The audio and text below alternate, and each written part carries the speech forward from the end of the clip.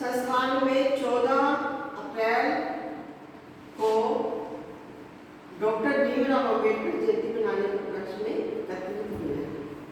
ठीक है, आप सबको पता ही है डॉक्टर भीमराव अम्बेडकर संविधान निर्माता थे, जिन्होंने संविधान की ड्राफ्टिंग के टाइम उसके कमेटी के सदस्य थे और इनको संविधान निर्माता के नाम से भी जाना जाता है।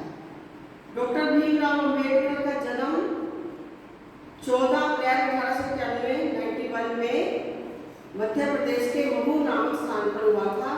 ये बहुत गरीब परिवार से थे। गरीब के अलावा दलित परिवार और अछूत परिवार में आते थे। वहाँ उस समय उस समाज में इनको अछूत माना जाता था और इनकी शिक्षा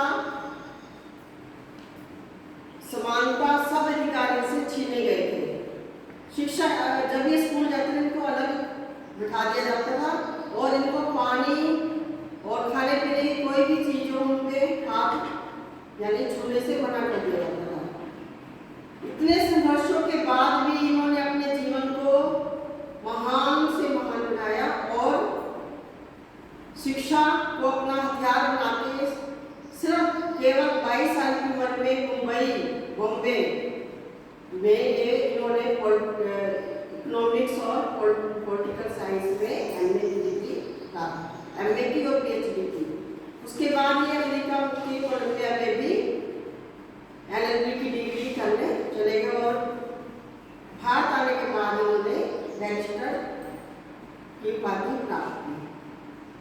जब हमारा भारत 15 अगस्त 1947 को स्वतंत्र हुआ था तो नेहरू जी के जो मुख्य कानूनी सलाहकार थे वो सबसे प्रथम हमारे बाबा साहेब डॉक्टर भीमराव अम्बेडकर ही थे।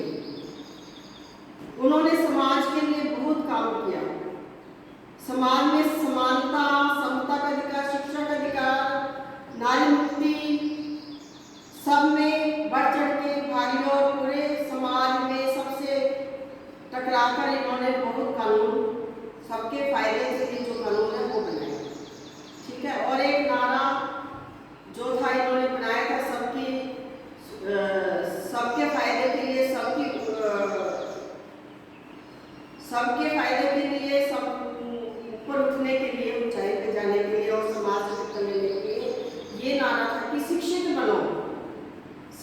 बनो, संगठित रहो और संघर्ष करो। क्योंकि बिना शिक्षा के आप इस समाज में, देश में, विदेश में कहीं कोई सम्मान नहीं है। मान सम्मान के लिए आपको शिक्षा रूप में ज्ञान को अपनाना ही पड़ेगा। डॉक्टर भीमराव अम्बेडकर जयंती आज 14 अप्रैल को मनाई जाती है, लेकिन जो इन्होंने संविधान लागू किया था वो हमारा बनकर तैयार हुआ था और उसमें मोहर लगी थी 26 नवंबर सन 1949 को और लागू हुआ था 26 जनवरी 1950 को, जिसे हम आज गणतंत्र दिवस के रूप में मनाते हैं।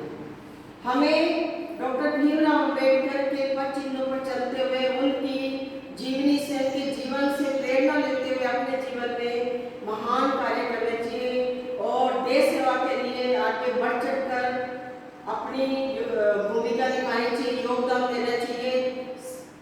सिर्फ अपने लिए ही नहीं जीना चाहिए।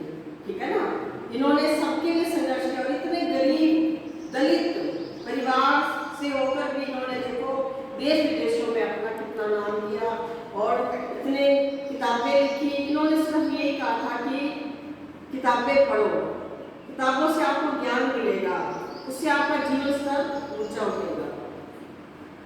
इसलिए हमें भी आज ये मौका मिला है 14 अप्रैल को कि हम इनकी जयंती धूमधाम से मनाएं और डॉक्टर भीमराव अम्बेडकर के जीवन से प्रेरणा लेकर अपने जीवन स्तर को भी ऊंचा उठाएं।